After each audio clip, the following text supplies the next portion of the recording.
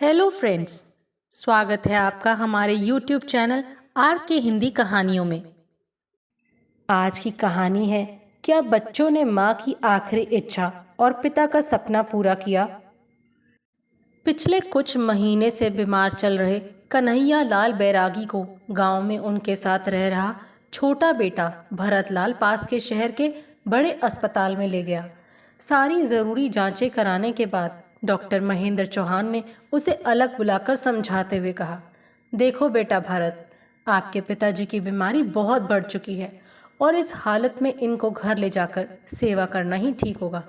वैसे मैंने तसल्ली के लिए कुछ दवाएं लिख दी हैं, इन्हें ज़रूर देते रहना। डॉक्टर साहब की बात सुनकर भरत रोने लगा। आंसू पोंछते हुए उसने अपने आप को संभाला और फ़ोन करके भाई बहनों को सारी बातें बताकर इत्तला दे दी। इस बीच कन्हैया लाल का खाना पीना बंद हो गया और सांस लेने में भी परेशानी होने लगी। दूसरे दिन बीमार पिता से मिलने दोनों बेटे राम प्रसाद और लक्ष्मण दास गांव आ गए। बेटियां लक्ष्मी और सरस्वती की ससुराल दूर होने से वो बाद में आईं। कन्हैया लाल के दोनों बेटे सरकारी नौकरियों में बड़े ओहदों पर थे, जबकि छोटा बेटा गांव में ही पिता के पास रहता था।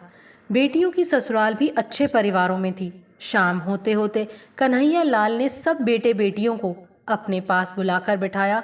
सबके सिर पर हाथ फेर कर हाँफते हुए रोने लगे। फिर थोड़ी देर बाद वो धीरे धीरे कहने लगे, मेरे बच्चों, मुझे लगता है कि मेरा आखिरी वक्त आ गया है। तुम सभी ने मेरी खूब सेवा की। मेरी बात ध्यान से सुनना। मेरे मरने के बाद सब भाई बहन मिलजुल कर प्यार से रहना। ऐसा कहते हुए वो कुछ देर के लिए चुप हो गए। फिर थोड़ी देर बाद रूंधे गले से कहने लगे, बच्चों, तुम्हें तो पता ही है कि तुम्हारी माँ की आखिरी इच्छा और मेरा सपना पूरा करने के लिए मैंने यहाँ गांव में एक मकान बनाया है, ताकि तुम लोगों को गांव में आने जाने और ठहरने में कोई परेशानी ना हो। कहते कहते अचानक कन्हैया लाल को जोर की खांसी चलने लगी। कुछ दवाएं देने के बाद उनकी खांसी रुकी तो वो फिर कहने लगे, बच्चों, ये मकान मिट्टी पत्थर से बना ज़रूर है, पर याद रखना, ये तुम्हारी माँ और मेरी निशानी है। मैं जानता हूँ कि इस मकान की कोई ज़्यादा कीमत तो नहीं, फिर भी मेरी इच्छा है कि तुम लोग इस मकान को माँ बाप की आखिरी निशानी मानकर मत बेचना। आज तुम सब मेरे सामने ये वादा करोगे कि हम ये मकान कभी नहीं बेचेंगे। तुम वादा करो, तभी मैं चैन की सांस ले सकूंगा।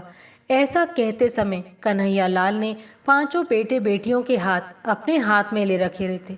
वो बार बार कह रहे थे, वादा करो मेरे बच्चों, वादा करो कि मकान नहीं बेचोगे। लेकिन किसी ने कोई जवाब नहीं दिया, चुपचाप मुंह लटकाए बैठे रहे। तभी कन्हैया लाल को अचानक एक हिचकी आई और उनके हाथ से बेटे बेटियों के हाथ छूट गए और वो एक तरफ लुढ़क गए। कन्हैया लाल जी को गुजरे अभी 15 दिन ही हुए होंगे। आज उनके मकान के आसपास मकान खरीदने वालों की भीड़ लगी है। मकान की बोली लगाने में दूर खड़ा एक नौजवान बहुत बढ़ चढ़कर बोली लगा रहा था। सबको ताज्जुब हो रहा था कि मकान की इतनी ज़्यादा बोली लगाने वाला ये ऐसा खरीदार कौन है। गांव के धनी सेठ बजरंग लाल जैन के बेटे ने युवक को इशारा करके बुलाया और मकान की इतनी ज़्यादा कीमत लगाने की वजह पूछी। तो वो बताने लगा, मेरा नाम रुखसार खान है। हमारा परिवार भी इसी गांव में रहता था। मेरे वालिद हबीब खां और कन्हैया लाल अंकल दोनों दोस्त थे। उनकी दोस्ती इतनी गहरी थी कि आसपास के गांव में इन दोनों की मिसाल दी जाती थी। दीपावली पर मिठाइयों की थाली खुद अंकल लेकर हमारे घर आते थे, तो होली पर घर भर को रंग गुलाल लगाना भी नहीं भूलते थे। हमारी माली हालत उस वक्त अच्छी नहीं थी, लेकिन अंकल हर बुरे वक्त में हमारे परिवार के लिए मदद लेकर खड़े रहते थे। मैं पास के शहर अजमेर में एक इलेक्ट्रिकल कंपनी में इंजीनियर हूँ। इस गांव के स्कूल से मैंने 12वीं जमात फर्स्ट डिवीज़न में पास की थी। मैंने घर वालों से इंजीनियरिंग की ट्रेनिंग करने की इच्छा जताई तो घर वालों ने घर के हालात बताते हुए हाथ खड़े कर दिए। मेरे पास तो फीस भरने के लिए भी पैसे नहीं थे। जब ये बात अंकल को पता चली तो वो एक थैले में रुपए लेकर आए और मुझे बुलाकर सिर पर हाथ फेर कर हिम्मत दिलाते हुए थैला मेरे हाथ में देकर कहा, जाओ बेटा, अपनी पढ़ाई पूरी करो और इंजीनियर बनकर ही आना।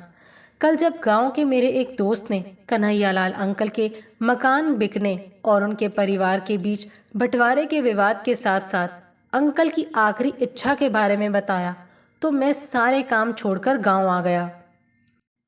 आज मैं जो कुछ भी हूँ सिर्फ और सिर्फ अंकल बैरागी की वजह से हूँ।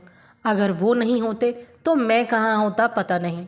ये कहते कहते रुखसार खां फफा फकक कर रोने लगा। वो रोते हुए फिर बोला, इसीलिए आज ये सोच कर आया हूँ कि अंकल बैरागी और आंटी की यादगार को अपने सामने बिकने नहीं दूंगा। मैं इसे खरीद कर उनकी यादों को जिंदा रखना चाहता हूँ। आखिर रुखसार खान ने अंकल बैरागी के मकान की सबसे ज़्यादा बोली लगाकर 25 लाख रुपयों में वो मकान खरीद लिया और सभी कानूनी कार्यवाही पूरी होते ही मकान पर बोर्ड लगवा दिया। बोर्ड पर मोटे मोटे अक्षरों में लिखा था, बैरागी भवन।